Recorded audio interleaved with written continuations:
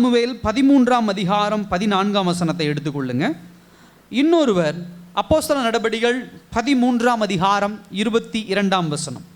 ஒருவர் 1 சாமுவேல் 13:14, இன்னொருவர் அப்போஸ்தல நடபடிகள் 13 22. வாசிங்க. இப்போதோ உம்முடைய ராஜ்ய பாரம் நிலை நிற்காது. கர்த்தர் தம்முடைய இருதயத்திற்கு ஏற்ற ஒரு மனுஷனை தமக்கு தேடி அவனை கர்த்தர் தம்முடைய ஜனங்கள் மேல் தலைவனாக இருக்க கட்டளையிட்டார். கர்த்தர் உமக்கு விதித்த கட்டளையை நீ கைக்கொள்ளவில்லையே என்று சொன்னான். பின்பு அவர் அவனை தள்ளி தாவீதை அவர்களுக்கு ராஜாவாக ஏற்படுத்தி, ஈசாயின் குமாரனாகிய தாவீதை என் இதயத்துக்கு ஏற்றவனாக கண்டேன், எனக்கு சித்தமானவைகளை எல்லாம் அவன் செய்வான் என்று அவனை குறித்து சாட்சியும் கொடுத்தார். அவனுடைய சந்ததியிலே தேவன் தமது வாக்குத்தத்தத்தின்படியே இஸ்ரவேலுக்கு இரட்சகராக இயேசுவை எழும்ப பண்ணினார். அல்லேலூயா. கண்களை மூடி தேவன் நோக்கி பார்க்கலாம். அன்பின் பரலோக பிதாவே, இந்த நாளுடைய வசனம் எங்களோடு பேசட்டும். ஆவியானவர் நீங்க பேசுங்க, வழி நடத்துங்க. இயேசுவின் நாமத்தில் ஜெபிக்கிறோம் நல்ல பிதாவே, ஆமென். ஹல்லேலூயா. தாவீது இருதயத்துக்கு ஏற்றவன். ஹல்லேலூயா. வருகிற சில நாட்கள் நம்ம யாரை குறித்து தியானிக்க போகிறோம் அப்படின்னா, தாவீதை குறித்து நம்ம தியானிக்க போகிறோம். அதுக்கு ரொம்ப அடித்தளமான ஒரு வார்த்தை என்ன அப்படின்னா, இந்த வானத்தையும் பூமியும் படைத்த கடவுள் முதன்முறையாக ஒரு மனிதனை சொல்றார். என்ன சொல்றார்? என் இருதயத்துக்கு ரொம்ப பிடிச்சு போன ஒருவன். அல்லேலூயா. ஒரு திருமணம் நடக்குதுன்னா சில நேரத்தில் நம்ம சொல்றது உண்டு, அவங்க கணவன் மனைவிக்குள்ள நல்ல ஒரு புரிந்து கொள்ளுதல் இருக்குதுங்க அப்படின்னு சொல்றது உண்டு.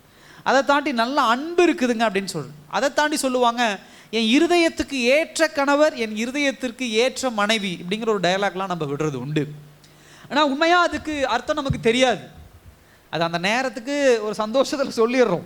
ஆனால் நாட்கள் போக போக, வாழ்க்கை தொடங்கும் போது அந்த வார்த்தை வருது. நாட்கள் போக போக அது அடிதடியாக மாறும் போதெல்லாம், நீ எல்லாம் எனக்கு செட்டே ஆக மாட்டேன் அப்படிங்கிற வார்த்தையெல்லாம் நம்ம விடுறது உண்டு. ஆனால் ஆதாமை தொடங்கி கர்த்தர் எல்லோரும், ஆதாம் ஆகட்டும், ஏவாள் ஆகட்டும், ஆபிரகாம் ஆகட்டும், ஈசாக் ஆகட்டும், ஆதாமை படைச்சார். இத்தனை பேர் ஆண்டவர் கடந்து வந்தார். ஆனால் இந்த ஒரு மனிதனை பார்த்து ஆண்டவர் சொல்றார், என் இருதயத்துக்கு ஏற்றவன், இருதயத்துக்கு ரொம்ப பிடிச்சமான ஒரு ஆளுப்பா அந்த தாவீது. அப்ப கடந்த நாட்களில் தியானிக்கும் பொழுது எனக்குள்ள ஆண்டவர் அதாவது பேசின ஒரு விஷயம் என்னன்னா, அப்படி ஏன் ஆண்டவர் தாவீதுக்கு அவ்வளோ ஒரு ஒரு ஒரு ஒரு கனத்தை கொடுக்குறாரு, அவ்வளோ ஒரு இடம் கொடுக்குறாரு, இல்லை அப்படி அக்னாலேஜ் பண்றாரு, ஏற்றுக்கொள்றாரு. தாவீதை காட்டிலும் அதற்கு முன்னாடி ஆபிரகாமை பார்க்குறோம், ஈசாக்கை பார்க்குறோம், யோசேப்பை பார்க்குறோம், எத்தனையோ மனிதர்களை பார்க்கிறோம். ஆனால் என் இருதயத்துக்கு ஏற்றவன், என் இருதயத்துக்கு பிடிச்சவன் அப்படின்னு சொல்லி ஏன் ஆண்டவர் தாவீதை சொல்றார்? தாவீது தப்பு பண்ணலையானா தாவீதும் தப்பு பண்ணியிருக்கிறார். தாவீது தேவனுக்கு விரோதமாக பண்ணாரானா ஆமாம் பண்ணியிருக்கிறார், நான் இல்லைன்னு சொல்லலை, வேதாகமம் நமக்கு சொல்லி கொடுக்குதானா. பட் ஏன் ஆண்டவர் தாவீதை இருதயத்துக்கு ஏற்றவன் அப்படின்னு சொல்றாருங்கிறத இனி வரப்போற கொஞ்சம் நாட்கள் நம்ம ஆழமாக நம்ம என்ன பண்ண போறோம், நம்ம தியானிக்க போகிறோம். அதாவது தாவீதை குறித்து பார்க்கும் பொழுது ஒரு இளம் வயசு பையன், இளம் வயது அப்படின்னு சொல்றதை காட்டிலும் சிறியவன் அப்படின்னு ஆரம்பிக்கலாம். ஒரு சிறு வயதிலேயே சாமுவேல் என்கிற தீர்க்கதரிசி வந்து அவரை ஒரு தேசத்தின் ராஜாவாக, ஒரு டீனேஜில் இருக்கக்கூடிய பையனை என்ன பண்றாரு, அபிஷேகம் பண்றார். அந்த சிறு வயதிலே கோலியாத்தை என்ன பண்ணுகிறார், தன்னுடைய கூழாங்கல் மூலமாக கோலியாத்தை வீழ்த்துகிறார். இப்படிப்பட்ட ஒரு தாவீது சிறு வயதிலே சங்கீத புஸ்தகங்களை நிறைய அவர் என்ன பண்ணியிருக்கிறார், எழுதியிருக்கிறார். அதே போல அந்த வாலிப வயதிலே பல்வேறு சோதனைகளுக்குள்ளாக அவர் கடந்து சென்றிருக்கிறார். வாலிப வயதுல கோலியாத்தை வீழ்த்தி வந்த உடனே சவுல் தாவீதுக்கு எதிராக நிற்பதை நாம் என்ன பண்ண முடியுது, நம்ம பார்க்க முடியுது. ஒரு சிறு வயதிலிருந்து அந்த வாலிப வயதுக்கு இடைப்பட்ட ஒரு காலத்துல இவ்வளவு பெரிய காரியங்களை கடந்து யார் வந்திருக்கிறார், தாவீது கடந்து வந்திருக்கிறார். அப்படிப்பட்ட ஒருவர் தான் என்ன சொல்றார் ஆண்டவர், எனக்கு ரொம்ப பிடிச்சவன் அப்படின்னு சொல்றார், என் இருதயத்துக்கு ஏற்றவன் அப்படின்னு சொல்றார். இன்னைக்கு இருக்கக்கூடிய சின்ன வயசு பையங்க, வாலிப வயது பசங்கள்லாம் எப்படிப்பட்டவங்களாம் இருக்கிறாங்க கொஞ்சம் கவனிச்சு பாருங்க. சின்ன வயசுல அவங்க அப்பாவை போடாங்கிறான், சின்ன வயசு பிள்ளைகளே அவங்க அம்மாவை போடிங்குது, பேர் சொல்லி கூப்பிடுது, என்னென்னமோ பேசுது. சில நேரத்தில் பெற்றோர்கள் ரொம்ப சந்தோஷப்படுது, என் பிள்ளை பார்த்தீங்களா என்ன போடான்னு சொல்லிருச்சு, என் பிள்ளை என்ன பார்த்தீங்களா போடா கிளவான்னு சொல்லிருச்சு, என்ன போடா அப்படின்னு சொல்லிருச்சு, என் பிள்ளை என் போடின்னு சொல்லிட்டா அப்படின்னு சொல்லி பசங்களை பார்த்து ரொம்ப சந்தோஷப்படுறது உண்டு.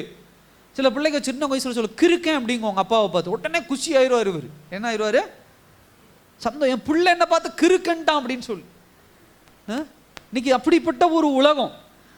இன்னைக்கு அந்த பிள்ளை அப்படி கிறுக்கன்னு சின்ன வயசுல நீங்க சொல்லி கொடுத்துறீங்க, பெருசானோன்னு அது என்ன, எங்க அப்பா ஒரு கிறுக்கன், நான் என்ன வேணா பண்ணலாம் அப்படின்னு அது பண்ணதான் இருக்கு. எங்க அம்மா ஒரு பைத்தியக்காரி, நான் என்ன வேணா பண்றேன்னு சொல்லி அதை என்ன பண்ண அந்த குழந்தை பண்ணதான் ஆரம்பிக்கும். அப்ப இந்த வயதுல இப்படிப்பட்ட ஒரு வயது, கொஞ்சம் வயது வந்த உடனே, இந்த வாலிப வயதை தொடுகிற ஒரு பருவம் வந்த உடனே அப்படியே ஒரு முறுமுறுத்துக்கிட்டு, நீ என்ன சொல்றது, நான் என்ன கேட்கறது, உனக்கு என்ன தெரியுமா, படிக்க தெரியுமா, நீ 2வது படிச்சிருக்க, நான் இன்னைக்கு 10வது படிக்கிறேன், நான் காலேஜ் படிக்கிறேன், நான் இவ்வளவு சம்பாத்தியம் வாங்குறேன் அப்படின்னு சொல்லி பெற்றோரோடு முறுமுறுக்கிற ஒரு வயது. இந்த மாதிரியான ஒரு காலகட்டம் தான் நீங்களும் நானும் வளர்த்துறோம். பார்த்தீங்களா, நம்முடைய பிள்ளைகள் இப்படி இருந்தால் தயவு செய்து இன்னைக்கு ரொம்ப கவனிங்க. உங்கள் பிள்ளைகளுக்கு அன்பு காட்டுங்க, செல்லம் கொடுங்க, நான் வேண்டான்னு சொல்லல. பட் எல்லாமே ஒரு லிமிட்டில் இருக்கணும். அது எல்லாமே ஒரு அளவுகோலில் இருக்கணும். இன்னைக்கு அளவுகோலை மீறினா தான் நிறைய பிள்ளைகள் இன்னைக்கு வாழ்க்கையில் என்ன பண்ணுறாங்க, தவறுகளை பண்ணி கொண்டு வாழ்க்கை இழந்து போய் கொண்டு இருக்கிறார்கள். அப்போ நல்லா கவனிச்சு பாருங்க, இப்படிப்பட்ட ஒரு தாவீதினுடைய வாழ்க்கை, அந்த வாலிப வயது, அந்த சிறு வயதிலும் வாலிப வயதிற்கு இடைப்பட்ட ஒரு காலத்தில் கர்த்தருக்கு அவ்வளோ ஒரு பிடிச்ச ஒரு பயணம் இருக்கிறான். எஸ், வாலிப வயதிலேயும் சரி, ராஜாவாக மாறின பிறகு தாவீது சில தவறுகள் செய்தார். சில ஞானம் கிடையாது. ஏன்னா அவருக்கு ஒரு மெச்சூராக, ஒரு முதிர்ச்சி அடைய சில காரியங்கள் தேவைப்படுகிறது, சில ட்ரையல்ஸ் அவளுக்கு தேவைப்படுது, சில சோதனைகள் தேவைப்படுகிறது. அதன் மூலியமாக தாவீது தன்னை என்ன பண்ணுகிறார், கொஞ்சம் கொஞ்சமாக இந்த விஷயங்கள்ல முதிர்ச்சி அடைந்து அவர் வரார். பட் இன்னைக்கு நாம எதை பார்க்க போறோம் அப்படின்னா, ஏன் ஆண்டவர் இப்படிப்பட்ட தாவீதை என் இருதயத்துக்கு ஏற்றவன் அப்படின்னு சொல்றாரு. ஒரு 4 காரியங்களை மாத்திரம் இன்னைக்கு தியானிக்கிறோம். வர நாட்கள் அதை ஆழமா நம்ம என்ன பண்ண போறோம், நம்ம பார்க்க போறோம். ஃபர்ஸ்ட் பாயிண்ட் என்ன அப்படின்னா, தேவனுடைய இருதயத்திற்கு ஏற்ற இருதயத்தை கொண்டிருக்கணும் அப்படின்னு சொன்னா, முதலாவது நாம் தேவ பிள்ளையாக மாற வேண்டும். ஹல்லேலூயா. நல்லா கவனிங்க, தேவனுடைய இருதயத்திற்கு ஏற்ற இருதயம் நமக்குள்ள ஃபர்ஸ்ட் வரணும்.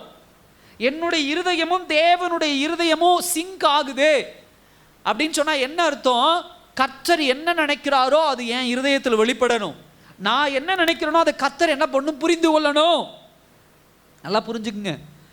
இப்படிப்பட்ட ஒரு புரிந்து கொள்ளுதலுக்குள்ள வரணும் அப்படின்னு சொன்னா, இப்படிப்பட்ட ஒரு அண்டர்ஸ்டாண்டிங் உள்ள வரணும். முதலாவது நமக்குள்ள ஒரு கன்வர்ஷன், ஒரு தேவ பிள்ளையாக ஒரு மாற்றம் நமக்குள்ள என்ன பண்ணும், வரணும்.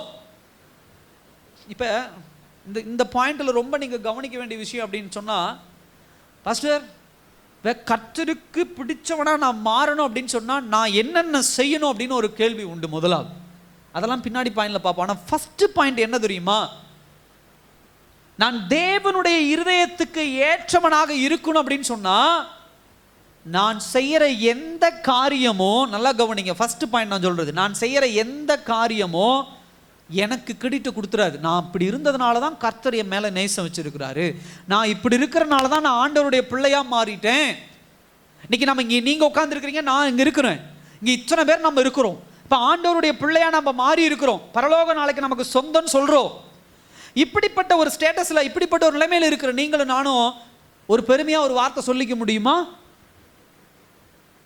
நான் பண்ற ஜெபம் பாஸ்டர், நான் படிக்கிற பைபிள் பாஸ்டர், நான் உலகத்துல பேசுற பேச்சு பாஸ்டர், நான் இவ்வளவு பரிசுத்தவானா இருக்கிறேன், அதனாலதான் ஆண்டவர் அவருடைய பிள்ளையா என்னை தேர்ந்தெடுத்திருக்கிறார் அப்படின்னு சொல்ல முடியுமா? நல்லா கவனிங்க, இயற்கையாக நீங்களும் நானும் அவருடைய பிள்ளையாக மாற்றப்படுவதற்குண்டான எந்த தகுதியும் கிடையாது. இதை தாவீதுன்னு சொல்றார். எடுத்து வாசிங்க, சங்கீதம் 51 அதிகாரம் 5ஆம் வசனத்தை வாசிங்க. சங்கீதம் 51:5 வாசிங்க.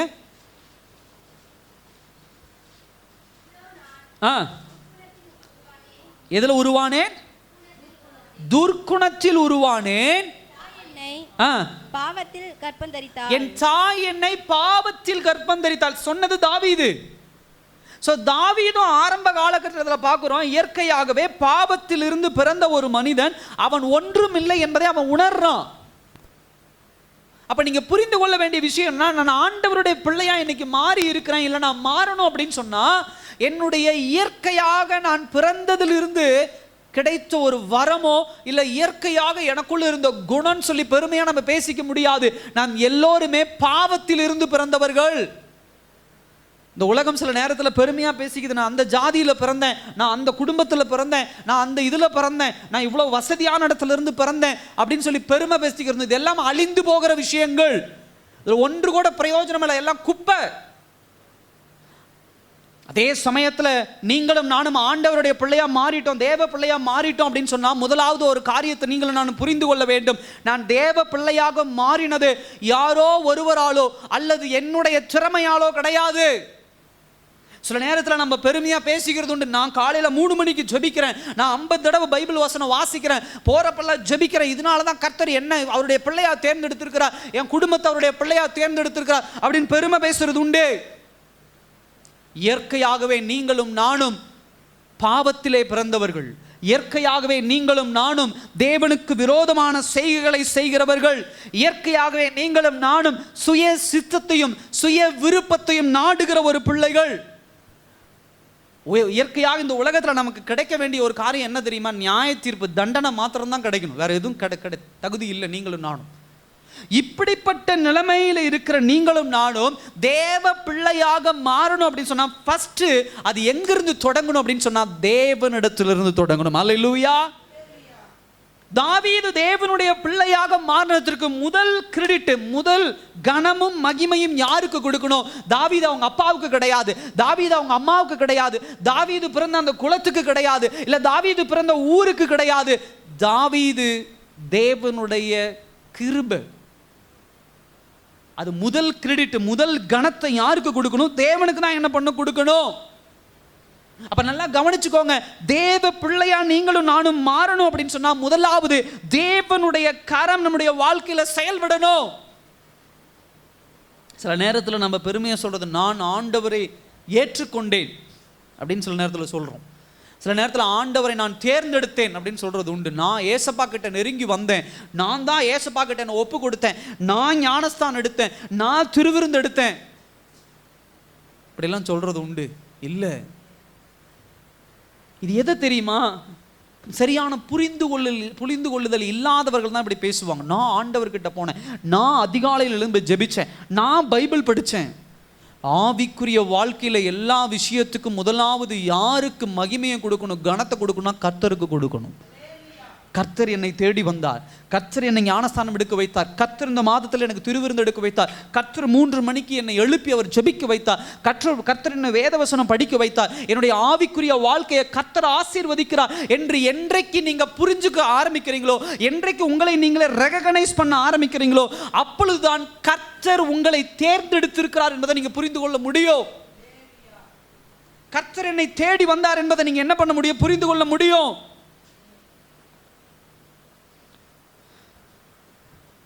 கர்த்தர் தேடி வந்தார் தாவீத. 1 சாமுவேல் 16ஆம் அதிகாரம் இதுக்கு ஒரு தெளிவான விளக்கத்தை நம்ம பார்க்க முடியுது. கர்த்தர் எப்படி தாவீதை தேர்ந்தெடுத்தார் என்று சொல்லி நல்லா கவனிச்சு பாருங்க. இந்த ஸ்டோரி நமக்கு நல்லா தெரியும். ஒரு நாள் ஆண்டவர் சாமுவேலை கூப்பிட்டு சொல்றார், சாமுவேல், நான் அடுத்த ஒரு ராஜாவை ரெடி பண்ணிட்டேன்பா, நீ இந்த தேசத்துக்கு போ, அங்க ஈசாயின் மகன் ஒருத்தர் இருப்பான், அவனை நீ என்ன பண்ணு, ராஜாவை அபிஷேகம் பண்ணு அப்படிங்கிறார்.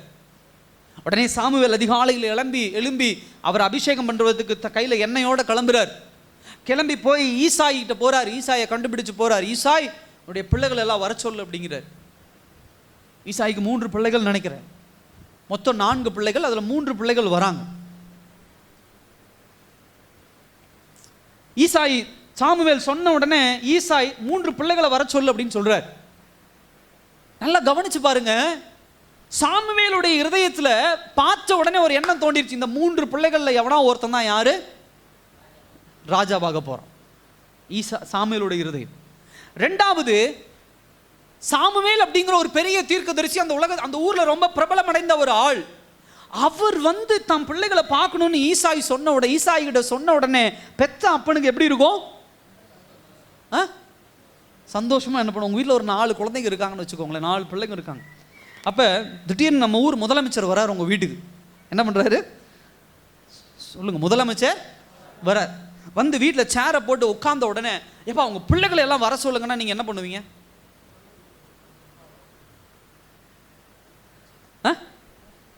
எத்தனை பிள்ளைகளை? உங்களுக்கு ஒரு 4 குழந்தைங்க இருக்காங்க, 4 பிள்ளைங்க இருக்காங்கன்னு வச்சுக்கோங்க. 4 பிள்ளைங்க இருக்காங்க. இப்போ முதலமைச்சர் வந்து வீட்டில் சேர் போட்டு உட்காந்து உங்கள் பிள்ளைங்களெல்லாம் நான் பார்க்கணும் வர சொல்லுங்க அப்படின்னா நீங்கள் என்ன சொல்லுவீங்க? 2 பிள்ளைகளை மட்டும் கூட்டிட்டு வாங்க அப்படியே சொல்லுவீங்க? 4 பேரையும் என்ன பண்ணிடுவோம்? கூட்டும். சில நேரத்தில் 4 பிள்ளைகள் வேண்டாம், அதாவது 4 பிள்ளைகள் இருக்கிற இடத்துல ஒருத்த மேலே ரொம்ப வெறுப்பு இருக்குது, அவன் ஒன்றுத்துக்கும் பிரயோஜனம் இல்லை அப்படின்னா நம்ம என்ன பண்ணுவோம்? அவன் ரொம்ப அடிதடி பண்ணிட்டு இருக்கிறான், அவன் ரொம்ப ரவுடியாக இருக்கான், சொல் பேச்சே கேட்க மாட்டேங்கிறான், இப்படிப்பட்ட ஒரு ஸ்டேட்டஸ் இருக்குமா, அவனை கூட்டிகிட்டு வந்தால் முதலமைச்சர் நம்ம வீட்டு விட்டு போயிடுவார், நமக்கு செய்யறதும் செய்ய மாட்டார். அதனால் நீங்கள் என்ன பண்ணுங்கள்? 3 பேரை மட்டும் எங்கேயாவது இருக்காங்க ஸ்கூலில் இருந்தால் கொண்டு வர சொல்லுங்கள், கூட்டிகிட்டு வர சொல்லுங்கள், அவன்கிட்ட சொல்லாதீங்க அப்படின்னு சொல்லி என்ன பண்ணுறது உண்டு? சொல்கிறது உண்டு. சில குடும்பங்களில் பார்க்குற 4 பிள்ளைங்க 3 பிள்ளைங்க இருக்கிற இடத்துல ஒரு பிள்ளைய மறைச்சிருவாங்க, ஏன்னா அவன் பண்ணுற பிரச்சனை அவ்வளோங்க அப்படின்னு அவனை ஒதுக்கிடுவாங்க.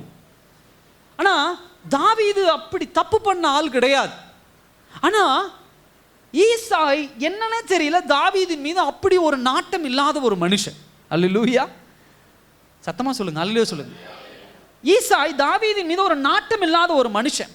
ஒரு பெரிய தீர்க்கதரிசி வீட்டில் வந்து உட்காந்துருக்க பிள்ளைகளை எல்லாம் நான் பார்க்கணுமான்னு சொன்னோன்னே, அங்கே ஒருத்தர் இருப்பான், அங்கே ஒருத்தர் இருப்பான், 3 பேர் அங்கே கூட்டிட்டு தாவீது என்ன பண்ணுவான்? வனாந்திரத்தில் ஆடு மேய்ச்சிட்டுப்பான், அவனையும் கூட்டிகிட்டு வந்துரு, தீர்க்கதரிசி நம்ம வீட்டுக்கு வந்திருக்காரு, சாப்பிட்டுட்டு இருக்கிறாரு, அவரை பார்க்கணுன்னு ஆசைப்படுறாரு, அவர்கிட்ட நம்ம ஆசீர்வாதம் வாங்கணும்னா ஜெபிச்சாருன்னு நமக்கு நல்ல மேன்மை கிடைக்கும்பா அப்படின்னு சொல்லி விட்டுருக்கணும்.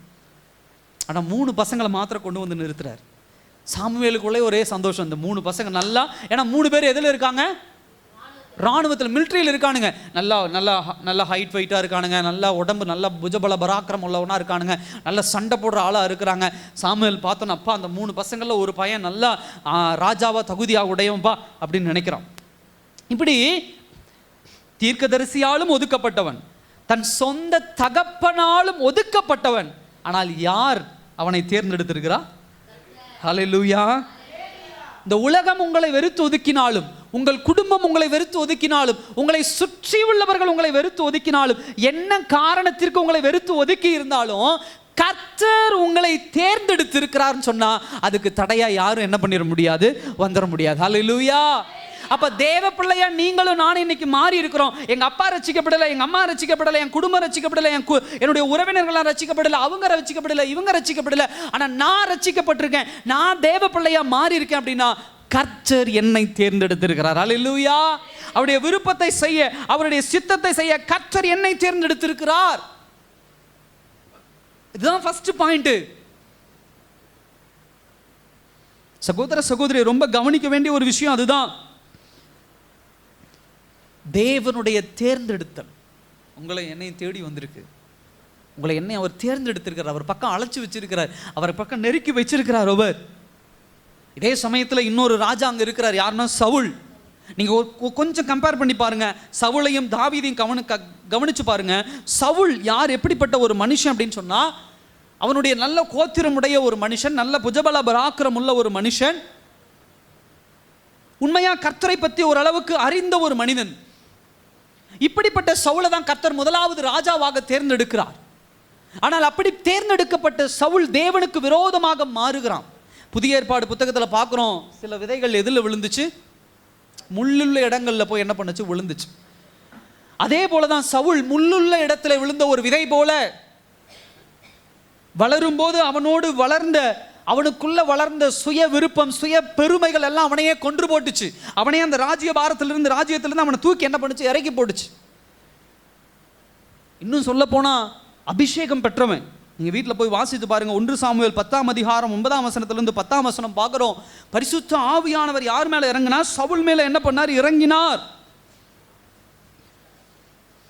ஸோ ஒரு நல்ல ஒரு ஸ்டாண்டர்டில் இருக்கக்கூடிய சவுல் மீது பரிசுத்த ஆவியானவர் இறங்கி இருக்கிறார். அதே சமயத்தில் சிறு வயது உள்ள தாவீதின் மீதும் ஆண்டவர் என்ன பண்ணார்? பரிசுத்த ஆவியானவர், அதாவது ஆண்டவர் அவன் மேலும் இறங்கி இருக்கிறார். 2 பேரும் தேவ பிள்ளைகளாக அங்கீகரிக்கப்பட்டவர்கள். ஆனா கவனிங்க, வாழ்க்கை பயணத்திலே இவர்கள் 2 பேரும் ஒரு டிஃப்ரெண்டான டைரக்ஷன்ல என்ன பண்றாங்க? போறாங்க. இங்க பாயிண்ட் அதுதான். கர்த்தர் உங்களையும் தேவ பிள்ளையாக தேர்ந்தெடுத்திருக்கிறார், என்னையும் தேவ பிள்ளையாக தேர்ந்தெடுத்திருக்கிறார், நம்மை சுற்றி உள்ள தேவனை ஏற்றுக்கொண்ட எல்லோரையும் தேவ பிள்ளையாக தேர்ந்தெடுத்திருக்கிறார். ஆனால் தேவ பிள்ளையாக கர்த்தர் தேர்ந்தெடுத்ததுக்கு பிறகு நம்மளுடைய டைரக்ஷன், நம்மளுடைய பாதை எப்படிப்பட்ட பாதையாக இருக்கிறது என்பது ரொம்ப கவனிக்கும். தேவனுடைய இருதயத்திற்கு ஏற்றவனாக என்னால் வாழ முடியல அப்படின்னு சொன்னா என்ன அர்த்தம்? கர்த்தர் என்னை தேர்ந்தெடுத்தார், ஆனால் அவர் தேர்ந்தெடுத்ததற்குண்டான பாத்திரவான நான் என்ன பண்ணல, இல்ல. கர்த்தர் தாவீதை தேர்ந்தெடுத்தார். கர்த்தர் தாவீதை தேர்ந்தெடுத்த பிறகு தாவீது தேவனை, அதாவது தேர்ந்தெடுத்த தேவனை பின்தொடருகிற ஒரு மனிதனாக இருக்கிறான். ஆனா அதே சமயத்திலே சவுல், கர்த்தர் தேர்ந்தெடுத்திருக்கிறார் சவுலை, ஆனால் சவுல் சுய பெருமை, சுயம், தன்கிட்ட இருக்கக்கூடிய உடல் வலிமை, தன்கிட்ட இருக்கக்கூடிய ராஜ்யம், ராஜாங்கிற பெருமையின் பின்னாடி என்ன பண்ணிட்டான், போக ஆரம்பிச்சுட்டான்.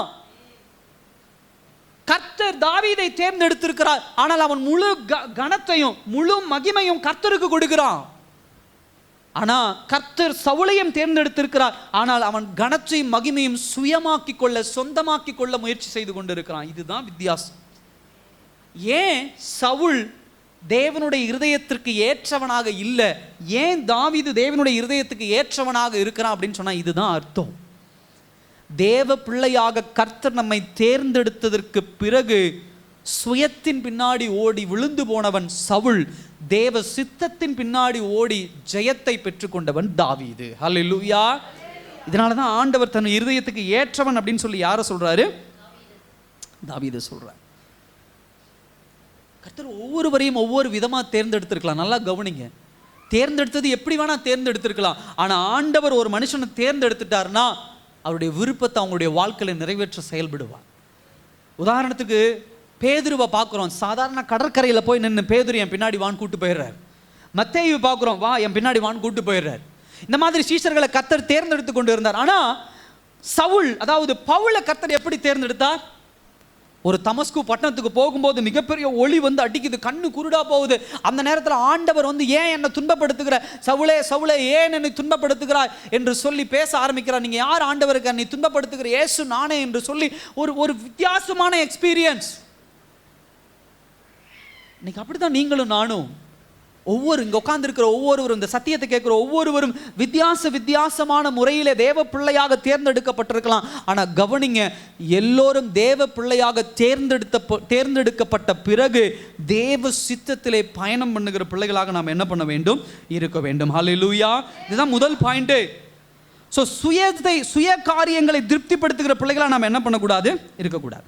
ரெண்டாவது பாயிண்ட் என்னன்னா, தேவனுடைய இருதயத்திற்கு ஏற்ற இருதயத்தை கொண்டிருக்க நாம் ஆவியால் நிரப்பப்பட்டவராக என்ன பண்ண வேண்டும், இருக்க வேண்டும்.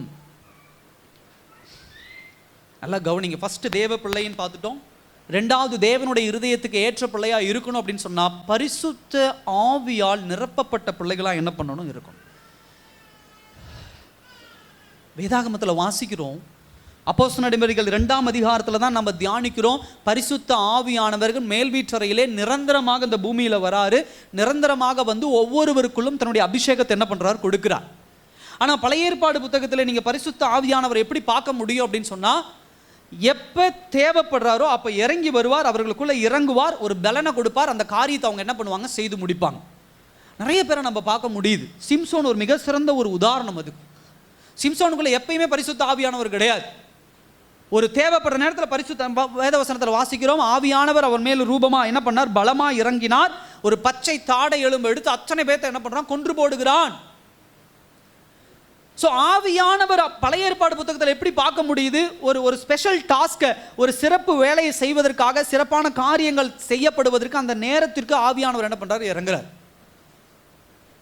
ஆனால் நீங்கள் கவனிக்க வேண்டிய ஒரு விஷயம் என்னன்னா, பழைய ஏற்பாடாகட்டும் புதிய ஏற்பாடாகட்டும் ரெண்டையும் தியானிக்கும் போது ஒரு காரியத்தை நீங்கள் மைண்டில் வச்சுக்கோங்க.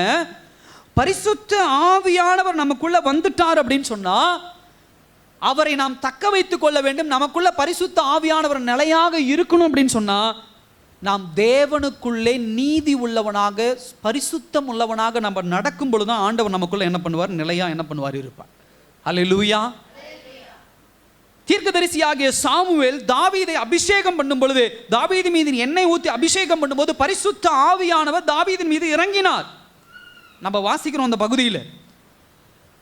சகோதர சகோதரி, யாரெல்லாம் தேவன் பக்கமாக உண்மையா மனம் திரும்புகிறார்களோ, யாரெல்லாம் ஆண்டவர் தேவனுடைய பிள்ளைகளாக மாறுகிறார்களோ, ஆண்டவர்களுக்கு கொடுக்கக்கூடிய ஒரு கிஃப்ட் என்ன தெரியுமா, ஒரு பரிசுத்த பரிசு என்ன தெரியுமா, ஹோலி ஸ்பிரிட், பரிசுத்த ஆவியானவர். இந்த பரிசுத்த ஆவியானவர் ஒரு மனுஷனுக்குள்ள என்ன பண்றாருன்னு சொன்னா, அவனை தேற்றுகிறவராக, அவனை தேற்றுகிறவராக இருக்கிறார், அவனை வழிநடத்துபவராக இருக்கிறார், தேவ சித்தத்தை நிறைவேற்றுகிற அவனுக்கு ஒரு பலனை கொண்டவராக இருக்கிறார். கர்த்தர் பக்கம், பிதாவின் பக்கம் இன்னும் கிட்ட நெருங்கி சேருவதற்கு ஒரு பிரயோஜனம் உள்ளவராக இருக்கிறார். எத்தனை பேர் இன்றைக்கு யோசிக்கிறீங்க, பரிசுத்த ஆவியானவர் எனக்குள்ள வாசம் பண்றாரா இல்லையா? நல்லா கவனிங்க. உங்க வீட்டுக்கு ஒருத்தர் வராரு, ரொம்ப சந்தோஷமா ஸ்நாக்ஸ் எல்லாம் வாங்கிட்டு, உங்க சொந்தக்காரர் ஒருத்தர் வரார், ஒரு மாமாவா சித்தப்பாவோ யாரோ ஒருத்தர் வரார். அவர் வீட்டுக்கு வந்த உடனே அவரை எப்படி நாம் ஏற்றுக்கொள்ளுகிறோமோ அதை பொறுத்து தான் அவர் எப்படி இருப்பாரு, சந்தோஷமா இருக்கிறதோ மகிழ்ச்சியா இருக்கிறதோ என்ன பண்ணுவார், இருப்பார். நீங்கள் அவரை வந்த உடனே தவறான வார்த்தைகள் பேசுகிறீங்க, இல்லை அவர் இருக்கும்போது அவரை கண்டுக்கிறது இல்லை, அவருக்கு உண்டான ரெஸ்பெக்ட் கொடுக்கறது இல்லை, அவருக்கு உண்டான கனம் கொடுக்கறது இல்லைன்னா அவர் என்ன பண்ணுவார், ஃபஸ்ட்டு மனசுக்குள்ளே அவருக்கு என்ன ஆகும், ஒரு மனக்கவலை வரும், ஒரு மனதுக்குள்ளே ஒரு துக்கம் வரும், ஒரு வேதனை வரும். அப்புறம் கொஞ்சம் நேரம் உட்காந்து பார்ப்பார். தொடர்ந்து நீங்கள் அந்த காரியத்தை செஞ்சுக்கிட்டே இருக்கும்போது அவர் என்ன பண்ணிடுவார், வீட்டை விட்டு போயிடுவார். இதே தான் பரிசுத்த ஆவியானவரும். நீங்கள் தேவ பிள்ளையாக மாறின உடனே, கர்த்தர் உங்களுக்குள்ளே வந்த உடனே, பரிசுத்த ஆவியானவர் உங்களுக்குள்ளே வந்த உடனே, நீங்கள் பாவத்தை எல்லாம் அறிக்கையிட்ட உடனே பரிசுத்த ஆவியானவர் உங்களுக்குள்ளே வந்துடுவார். ஆனால் திரும்ப திரும்ப நீங்கள் பாவம் செய்யும் பொழுது அவர் ரொம்ப கவலைப்படுத்துறீங்க, அவர் வேதனைப்படுத்துறீங்க, அவர் துக்கப்படுத்துறீங்க. அவர் ரொம்ப துக்கப்படுத்தும் பொழுது அவர் ரொம்ப வேதனைப்பட்டு சில நேரத்தில் உங்களோடு பேசுவார். அப்படிப்பட்ட நேரங்களில் நீங்கள் சரியாக அவருக்கு கனம் கொடுக்கல, அவருடைய சத்தத்தை நீங்கள் சரியாக கேட்கல அப்படின்னு சொன்னால், உங்களுக்கே தெரியாமல் உங்களை விட்டு அவர் என்ன பண்ணிடுவார், வெளியே போயிடுவார். இப்போ நமக்கு இருக்கிற கேள்வி அதுதான், பாஸ்டர் எனக்குள்ள பரிசுத்த ஆவியானவர் இருக்கிறாரா? நான் இப்போ எனக்குள்ள பரிசுத்த ஆவியானவர் இருக்கிறத நான் எப்படி அடையாளம் காண முடியும்? ஒரு அற்புதம் நடக்குது, உடனே பரிசுத்த ஆவியானவர் என்னோடு கூட உண்டு. சில காரியங்கள் நம்முடைய வாழ்க்கையில் நினைக்கிறோம், ஜெபம் பண்ணாமே நடக்கும், உடனே ஆண்டவர் என்னோடு கூட உண்டு. பெருமை பேசிக்கிறது உண்டு, பாவம் பண்ணுவோம், பண்ணாத பாவம் கிடையாது. ஆனால் சில காரியம் நடந்த உடனே ஆண்டவர் என்னோடு கூட உண்டு, இயேசு என்னோடு கூட உண்டு, பரிசுத்த ஆவியானவர் என்னோடு கூட உண்டுன்னு பெருமை பேசுறது உண்டு. நல்லா கவனிங்க. அற்புதங்கள் நடக்கிறதுனால, அதிசயங்கள் நடக்கிறதுனால பரிசுத்த ஆவியானவர் உங்களோடு கூட இருக்கிறார் அப்படிங்கிறத தயவு செய்து புரிந்து கொள்ளாதீங்க. ஏன்னா பிசாசானவனும் சில நேரங்கள் என்ன செய்வான், அற்புதம் செய்வான், அதிசயம் சில நேரங்களில் செய்ய தான் செய்வான். அவனுக்கும் அந்த சில கொஞ்சம் வல்லமைகள் உண்டு. அப்ப பரிசுத்த ஆவியானவர் எனக்குள்ள இருக்கிறாரு அப்படிங்கிறத நான் எப்படி அறிந்து கொள்ள முடியும் அப்படின்னு சொன்னா, நல்லா கவனிங்க. ஆவியின் கனிகள் எனக்குள்ள இருந்து என்ன பண்ணணும், வெளிப்படும். கலாத்தியர் புத்தகம் 5ஆம் அதிகாரம் 22ஆம் வசனம் 23ஆம் வசனம் வீட்டில் போய் வாசித்து பாருங்க. பரிசுத்த ஆவியானவர் எனக்குள்ள இருக்கிறாருன்னா ஆவியின் கனிகள் எனக்குள்ள வெளிப்படணும். முதல் பாயிண்ட். ரெண்டாவது, என்னுடைய சோதனைகளை நான் ஆண்டவரை வணங்குறதுனால, கர்த்தரை ஏற்றுக்கொண்டதுனால என்னை சுற்றி நடக்கக்கூடிய சோதனைகள், என்னை சுற்றி நடக்கக்கூடிய உபத்திரவங்களை சந்தோஷமாய் நான் என்ன பண்ணணும், ஏற்றுக்கொள்ளணும். அல்லேலூயா. எத்தனை பேருடைய வாழ்க்கையில் ஆவியின் கனிகள் வெளிப்பட்டு கொண்டு இருக்கிறது? கொஞ்சம் யோசிச்சு பாருங்க. தேவனுக்கென்று உபத்திரவங்களை சந்தோஷமாக ஏற்றுக்கொள்ளுகிறீர்களா? தேவனுக்கென்று பக்தி வைராக்கியமாக வாழ முடியுதா நமக்காக? இந்த ஆவியின் கனிகள் வாசிங்களேன். கலாத்தியர் 5:22-23.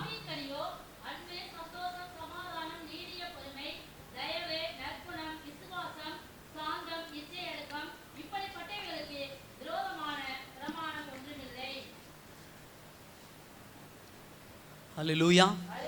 இதுதான் ஆவியின் கனி. அன்பு, இச்சையடக்கம், சாந்தம், பொறுமை, இதெல்லாம் இருக்கணும். இதெல்லாம் யாருக்குள்ள இருக்கிறதோ அவர்கள் மாத்திரம்தான் பரிசுத்த ஆவியானவரால் நிரப்பப்பட்டிருக்கிறாங்க.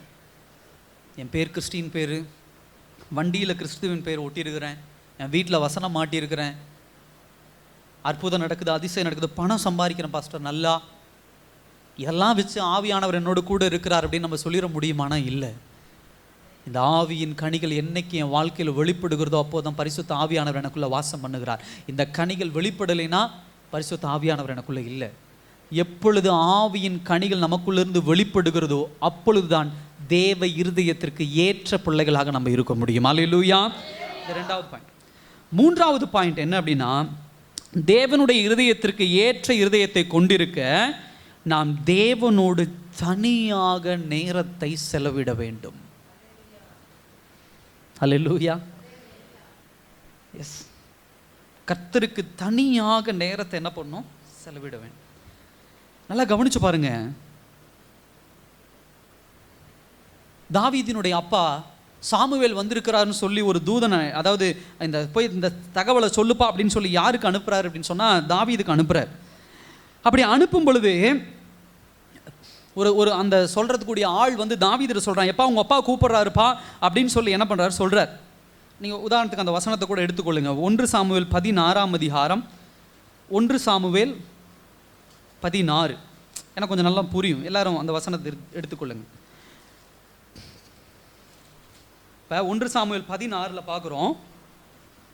தாவீது ஈசா என்ன பண்ணுறாரு, சாமுவேல் இப்படி வந்திருக்கிறான்னு சொல்லி தாவீது என்ன பண்ணுறாரு, அனுப்புகிறார். ஒரு வேலையால் என்ன பண்ணுறாரு, அனுப்புகிறார். அப்போ ஒவ்வொருத்தரையாக கூப்பிட்டு பார்க்குறாரு. கடைசியில் என்ன பண்ணுறாரு, 11ஆம் வசனத்தில் ஒரு ஆள் அனுப்புகிறாரு.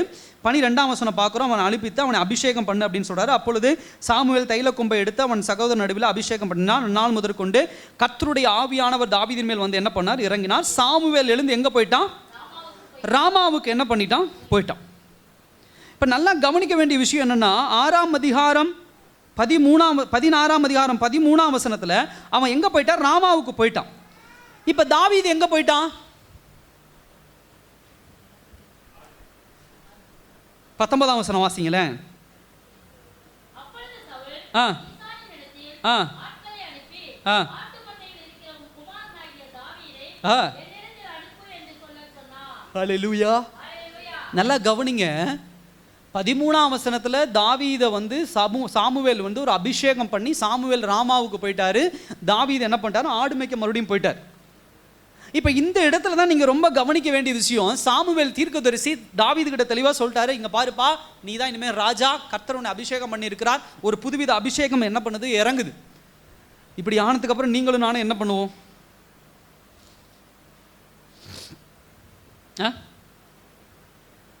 இந்த பொசிஷனில் நீங்கள் இருக்கிறீங்க, ஒன்றும் இல்லைங்க. திடீர்னு நம்ம முதலமைச்சரே வச்சுக்குவோம், முதலமைச்சர் வரார். முதலமைச்சர் வந்த உடனே உங்களை உங்கள் வீட்டுக்கு வந்துடுறார். வந்து சொல்கிறார், இனிமேல் நீங்கள் தான் இந்த ஊருக்கு தலைவர், நீங்கள் என்ன சொல்கிறீங்களோ அதான் நான் செய்ய போகிறேன், உங்ககிட்ட இருந்து மட்டும்தான் நான் கேட்க போகிறேன், யாரையும் நான் கேட்க போகிறது இல்லை அப்படின்னு சொன்னால் நீங்களும் நானும் என்ன பண்ணுவோம்,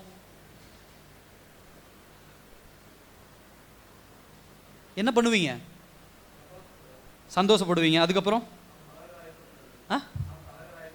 தலைவர் ஆகிட்டேன்னு சந்தோஷப்படுவோம், அவ்வளோதானா? வேற நம்ம தான் ராஜ்யம் பண்ண போகிறோங்க உள்ள ஒரு பெருமை வந்துடும். பெருமை வந்ததுக்கப்புறம் என்ன பண்ணுவோம், அதிகாரம் பண்ண ஆரம்பிப்போம். பழைய மனுஷனாக நம்ம என்ன பண்ண மாட்டோம். ஒரு சாதாரண வேலைக்கு போயிட்டு இருக்கிற ஒரு வேலைக்கு டெய்லி ஒரு 500 600 கூலி வேலைக்கு போயிட்டு இருக்கோன்னா போவோமா? ஏய், முதலமைச்சர் என்ன நியமிச்சிருக்காருப்பா, முதலமைச்சர் என்ன நியமிச்சிருக்கிறாருப்பா, கூலி வேலைக்கெல்லாம் என்னால் என்ன பண்ண முடியாது, என்னாலலாம் வர முடியாது, நான்லாம் யார் தெரியுமா அப்படின்னு என்ன பண்ணுவோம், பந்தா பண்ணிக்கிட்டு பெருமை பண்ணிக்கிட்டு இருப்போம். ஆனால் தாவீது என்ன பண்ணுறாரு, 13ஆம் வசனத்தில் அபிஷேகம் பண்ணி ஒரு சின்ன பையன், 13ஆம் வசனத்தில் அபிஷேகம் பண்ணி 19ஆம் வசனத்தில் வாசிக்கிறோம், அவன் திரும்ப எங்கே போயிட்டான், எதை மேய்க்க போயிட்டான், ஆடு மேய்க்க என்ன பண்ணிட்டான், போயிட்டான். நான் எப்படி யோசிக்கிறேன் அப்படின்னா, திரும்ப போய் அந்த இடத்துல தேவனிடத்தில் அந்த ஆடு மேய்த்து கொண்டு, ஏன்னா ஆடு மேய்க்கிற தாவீதினுடைய ஆக்டிவிட்டீஸ் என்ன அப்படின்னு பார்த்தா, தேவனை துதிப்பது, தேவனை ஆராதிப்பது, தேவனுடைய நாமத்தை என்ன பண்ணுவது, மகிமைப்படுத்துவது. இதுதான் தாவீதினுடைய வேலை. ஸோ தனியாக போயிட்டான். ஆடுகள் ஒரு புறம் இருந்தாலும் அவன் தனியாக போய் தேவ சமூகத்தில் உட்கார்ந்து தேவனை துதித்து தேவனை ஆராதித்து தேவனை மகிமைப்படுத்துகிறவனா இருக்கிறான். சங்கீதம் 23, சங்கீதம் 19 இதெல்லாம் வாசிக்கும் பொழுது, மெடிடேட் பண்ணும்போது நமக்கு புரியுற விஷயம் அதுதான். தேவனுடைய படைப்பை குறித்து ரொம்ப அழகாக அந்த இடத்துல பேசுகிறார். ஒருவேளை மோசே எழுதின கடிதங்கள், மோசே எழுதின அந்த புத்தகங்கள் எல்லாம் தாவீதினுடைய கரத்தில் இருந்திருக்கும். ஸோ பெருமை கொஞ்சம் கூட இல்லாத ஒரு மனுஷன். ஹல்லேலூயா. இதுதான் தேவனுக்கு ரொம்ப பிடிச்ச ஒரு விஷயம். என் சகோதர சகோதரியே, நீங்கள் நாளில் கர்த்தர் உங்களோட பேசுகிறத கன்சிஸ்டண்ட்டாக தேவ சமூகத்தில் தனிமையில் இருங்க, ஜெபிங்க, வேதவசனம் வாசிங்க. தனிமையில் நம்மளால இந்த காலத்தில் இருக்கவே முடியாது. ஃபோனை வச்சுக்கிட்டு, டிவியை வச்சுக்கிட்டு, அதை வச்சுக்கிட்டு, இதை வச்சுக்கிட்டு தனிமை எங்கே இருந்திருக்குது? எத்தனை பேர் தேவ சமூகத்தில் ஜெபிக்க போகும்போது எதுவுமே இல்லாமல் நம்ம போய் ஜெபிக்கிறோம்? ஃபோன் இப்படி வச்சுட்டு, பைபிள் இப்படி வச்சுட்டு, பாட்டு புக் வச்சுட்டு, இப்படி டிங்குன்னு ஏதோ ஒரு அலாரம் வந்தால் உடனே ஃபோனை பார்க்குறோம், யார் அனுப்பியிருக்கா, அப்புறம் ஆண்டவரே சோத்திர சோத்திர, ஆண்டவரே சோத்திர, ஆண்டவர், மறுபடியும் மறுபடியும் யார் சோத்திர சோத்திர, இவரா, சரி இரு பேசிட்டு வரேன் ஆண்டவரே. கர்த்தர் உங்களோட பேசுறது அந்த டைம் இழந்து போறீங்க. தாவீது அப்படி அல்ல. என்னதான் தன்னை ராஜாவாக அபிஷேகம் பண்ணி இருந்தாலும் தேவ சமூகத்தில் திரும்ப போய் அவன் காத்திருந்தான். எப்பயுமே தேவ சமூகத்தில் வேதவசனம் வாசிக்கணும், வேதவசனம் வாசிக்கணும், ஜெபம் பண்ணணும், தேவனை ஆராதிக்கணும். தேவனை குறிச்சதான திங்கிங் நமக்குள்ள எப்பயுமே என்ன பண்ணணும் இருக்கணும். எங்கிருந்து ஆண்டவர் நம்மை தேர்ந்தெடுத்திருக்காரு, எங்க கொண்டு போறார், எப்படி நம்மளை பயன்படுத்த போறார், இந்த திங்கிங் எல்லாம் நமக்குள்ள இருக்கணும். அதனால யோசிங்க, ஏன் ஆண்டவருக்கு பிரியமுள்ள பிள்ளையா நீங்களும் நானும் இருக்க முடியல? தாவீது இருக்கிறாருன்னா அதுதான் மிகப்பெரிய ஒரு காரணம். தேவ சமூகத்தில் தனிமையில் இருந்தார், தேவனோடு உறவாடினார், ஜெபம் பண்ணார். நீங்க ஜெபம்லாம் இல்லை. கர்த்தர் உங்களோட பேசுறாரு இந்த நாள்ல. கடைசி ஒரு பாயிண்ட் சொல்லி நான் முடிக்க விரும்புறேன். தேவனுடைய இருதயத்திற்கு ஏற்ற இருதயத்தை கொண்டிருக்க நாம் சிறிய விஷயங்களில் கீழ்ப்படிதல் உள்ளவர்களாக என்ன பண்ணணும்? ஹல்லேலூயா. எந்த விஷயத்துலீங்க? சின்ன சின்ன விஷயங்கள்ல ஆண்டவருக்கு கீழ்ப்படியணும். டயலாக் மட்டும் விடுவோம் ஆண்டவருடைய சமூகத்தில். உயிரை கொடுப்ப ஆண்டவரே, அதை கொடுப்ப ஆண்டவரே, இதை கொடுப்ப ஆண்டவரே. ஜெபிக்கிறது இல்லை, வேதவசனம் வாசிக்கிறது இல்லை, சர்ச்சுக்கு சரியா வரதில்லை, அப்படி வந்தாலும் சரியான நேரத்துக்கு வரதில்லை, கர்த்தருக்கு செய்ய வேண்டிய காரியங்களை செய்யறது இல்லை. சின்ன சின்ன விஷயங்கள், சின்ன சின்ன விஷயங்கள். நல்லா கவனிச்சு பாருங்க. 1 சாமுவேல் 17ஆம் அதிகாரம் 28ஆம் வசனத்துல பார்க்கிறோம், தாவீது என்ன பண்றார்? தன்னுடைய தகப்பனுடைய ஆடுகளை என்ன பண்றாரு? மேய்க்கிறார். எடுங்க அந்த வசனத்தை கூட வாசிங்க. 1 சாமுவேல் 17:28 வாசிங்க.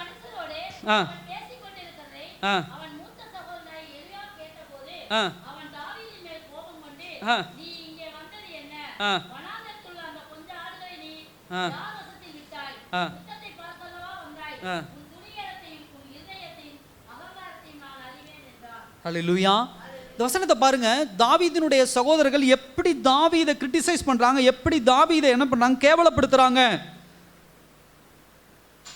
தாவீதினுடைய சகோதரர்கள் தாவீதை மதிக்கல, தாவீதினுடைய அப்பா தாவீதை மதிக்கல, சவுல் தாவீதை என்ன பண்ணல? மதிக்கல. ஆனா தாவீது எல்லா விஷயங்களையும் நம்ம வாசிக்கிறோம். இதுக்கு முன்னாடி வேத வசனங்களை வாசிக்கும் போது பார்க்கிறோம், தாவீது வேலையாள் வசிடம் தன்னுடைய ஆடுகளை விட்டுட்டு தான் வந்தார். அதே சமயத்தில் ஒரு முறை தன்னுடைய ஆடுகளை சிங்கம் வந்து அடித்து போட வந்துச்சு, கரடி வந்து அடித்து போட வந்துச்சு பொழுது உயிரையும் பொருட்படுத்தாமல் ஆடுகளை காப்பாற்றுவதற்காக என்ன பண்ணார்? சிங்கத்தோடு சண்டை போட்டார், கரடியோட என்ன பண்ணார்? சண்டை போட்டார். ஒரு சின்ன வயசு பையன் தன் கிடைத்த அந்த ஜாபை, கிடைத்த அந்த வேலை எவ்வளோ அழகா நேர்மையா செய்யறாரு பாருங்க. இன்னைக்கெல்லாம் கர்த்தர் நமக்கு கொடுக்கிற காரியங்கள், எத்தனை காரியங்களை கர்த்தருக்கு உண்மை உள்ளவராக இருக்கிறோம், கன்சிஸ்டண்டா நிலையா செய்யறோம், மறந்துடுறோம். இன்னைக்கு ஜெபம் பண்றோம், நாளைக்கு கேட்டா மறந்துட்டேன் பாஸ்டர், பைபிள் படிக்கலையா மறந்துட்டேன், சர்ச்சுக்கு வரலையா மறந்துட்டேன், எல்லா விஷயத்தையும் அழகா சொல்றோம், மறந்துட்டேன் மறந்துட்டேன் மறந்துட்டேன் அப்படின்னு சொல்லி. தாவீது அப்படி இல்லை. கீழ்ப்படிதல் என்பது, நல்லா கவனிங்க, கீழ்ப்படிதல் கீழ்ப்படிதல் வாயில பேசிட்டு இருக்கிறது இல்லை. சின்ன சின்ன விஷயங்கள், நம்முடைய வாழ்க்கையில் அன்றாட சில விஷயங்கள் நம்ம என்ன முடிவெடுக்கிறோமோ தேவ சமூகத்தில் கீழ்ப்படுகிறவங்களாம் என்ன பண்ணணும் இருக்கணும். தாவீது இன்னொரு ஹேபிட்டை பார்க்குறோம், ஆடு மேய்த்து கொண்டே வீணையை வைத்து தேவனை ஆராதித்து கொண்டே இருக்கிறான், எப்பயும் ஆராதிச்சுட்டே இருக்கிறான். அப்படி ஆராதித்து கொண்டு இருக்கிற ஒரு நாள் சவுல்ங்கிற ராஜாவுக்கு முன்னாடி கொண்டு போய் நிறுத்தப்படுகிறான். இந்த பையன் ஆராதனை பண்ணா அப்படின்னு சொன்னா, கீபோர்டு அதாவது அந்த மியூசிக்கை வாசிச்சு, இசையை வாசிச்சு தேவனை ஆராதிச்சா அப்படின்னு சொன்னா நமக்கு மனதுக்கு சமாதானம் வருங்க, சந்தோஷம் வரும்னு சொல்லி கொண்டு போய் தாவீது நிறுத்தப்படுறான். நீங்க சவுலுடைய அந்த அந்த காரியத்தை மறந்துருங்க. மறந்துட்டு பாருங்க, ஒரு சின்ன வயசு தாவீது ஒரு ராஜாவுடைய சமூகத்துக்கு எதனால கொண்டு போய் நிறுத்தப்படுகிறான்? தேவ பிரசன்னத்தினால கொண்டு போய் நிறுத்தப்படுறான். ஆராதிக்கிறாங்க, அவன் ஆராதிக்கும் போது விடுதலை இருக்கு அப்படின்னு சொல்லி கொண்டு போய் என்ன பண்றான்? நிறுத்தப்படுறான். அதே சமயத்தில் பார்க்கிறோம், திரும்ப ஒரு யுத்தம், பெலிஸ்தியர்களோடு யுத்தம் வருது. யுத்தம் வரும்போது அவனுடைய சகோதரர்கள் எல்லாம் சண்டைக்கு போயிடறாங்க, சவுல் சண்டைக்கு போயிடறான். ஆனா தாவீது 17ஆம் அதிகாரம் 14ஆம் வசனம் 15ஆம் வசனத்தில் வாசிக்கிற, திரும்ப ஆடு மேய்க்க போயிடுறான். பேர்பட்ட ஒரு கீழ்ப்படிதல் பாருங்க. தனக்கு கொடுக்கப்பட்ட வேலையில் அவ்வளோ கவனமா இருக்கிறான். அபிஷேகம் பண்ணப்படுறான், ஆடு மேய்க்க போயிடுறான். திரும்ப கூப்பிட்டு ராஜாவுக்கு முன்னாடி வாசிக்க சொல்கிறாங்க, வாசிக்கிறான், ஆடு மேய்க்க போயிடுறான். ஆடு மேய்க்கிறதுங்கிறது அந்த காலத்தில் கேவலமாக பார்க்கப்பட்ட ஒரு காரியம். ஆனால் அவன் நினச்சிட்டான், கர்த்தர் எனக்கு கொடுத்த காரியம் இது, இதை நான் ஒழுங்கும் சீரும் செம்மையுமா நான் செய்வேன். அவ்வளோ கவனமாக இருந்த அந்த காரியத்தை அவ்வளோவா என்ன பண்ணுறான், அவன் செய்ய ஆரம்பிக்கிறான். அதே போல தாவீதுகிட்ட இருந்த இன்னொரு விஷயம் என்னன்னா, 17ஆம் அதிகாரம் 26ஆம் வசனம் இப்போ நம்ம வாசித்தோம். அப்பொழுது தாவீது தன்னண்டை நிற்கிறவர்களை பார்த்து, இந்த பெலிஸ்தனை கொன்று இஸ்ரவேலுக்கு நேரிட்ட நிந்தையை செய்வேன் அப்படின்லாம் பேசிட்டு இருக்கிறான். பேசிட்டு இருக்கும்போது 28ஆம் வசனம் பார்க்குறோம், அவனுடைய சகோதரர்கள் வந்து தாவீதை ரொம்ப இன்சல்ட் பண்ணுறாங்க, கேவலமாக என்ன பண்ணுறாங்க, பேசுகிறாங்க. அப்படி பேசும்போது 29ஆம் வசனம் 30ஆம் வசனம் பார்க்குறான், நான் இப்பொழுது செய்தது என்ன, நான் வந்ததற்கு முகாந்திரம் இல்லையா என்று சொல்லி அவனை விட்டு வேறு ஒருவனிடத்தில் திரும்பி அந்த பிரகாரமாகவே கேட்டான். எனக்கு ரொம்ப பிடிச்ச ஒரு விஷயம் இதுதான். அவங்கள ஏத்து பேசல, திரும்ப அவங்களோட சண்டை போடல, தன்னுடைய பேச்சில் அவ்வளோ அவ்வளோ அமைதியாக என்ன பண்ணுறான், அவ்வளோ கவனமாக என்ன பண்ணுறான்னு நிற்கிறான். அவன் ராஜா கிட்ட இருக்கிற ஒரு இன்ஃப்ளூயன்ஸ் உண்டு அவங்ககிட்ட. ராஜா கிட்ட போய் சொன்னால் அவங்க அண்ணமார்கள்லாம் இல்லாத இடத்துக்கு போயிடுவாங்க. ராஜாவோடு நேரடி தொடர்புள்ள ஒரு மனுஷன். இதுக்கு மேலே சாமுவேல்ங்கிற அந்த தீர்க்கதரிசி அவன் அபிஷேகம் பண்ணியிருக்கிறார். செய்த வேலையில் ஒழுக்கம் உள்ளவனாக இருக்கான், கொடுக்கப்பட்ட காரியங்கள் அவ்வளோ கவனம் உள்ளவனாக இருக்கான். இதுக்கு மேலே தன்னுடைய பேச்சை அவ்வளோ கண்ட்ரோல் பண்ணுறான்.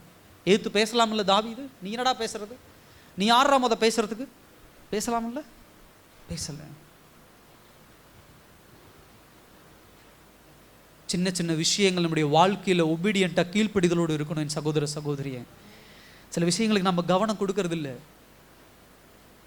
ஒரு நூல் அப்படின்னு எடுத்துட்டோம்னா ரொம்ப ஸ்ட்ராங்காக இருக்கும். அந்த ஸ்ட்ராங்கான அந்த கயிறுன்னு வச்சுக்கலாம், அந்த ஸ்ட்ராங்கான கயிறு, ஒரு கயிறு எடுத்துக்கிறோம்னா நல்லா ஸ்ட்ராங்காக இருக்கும்.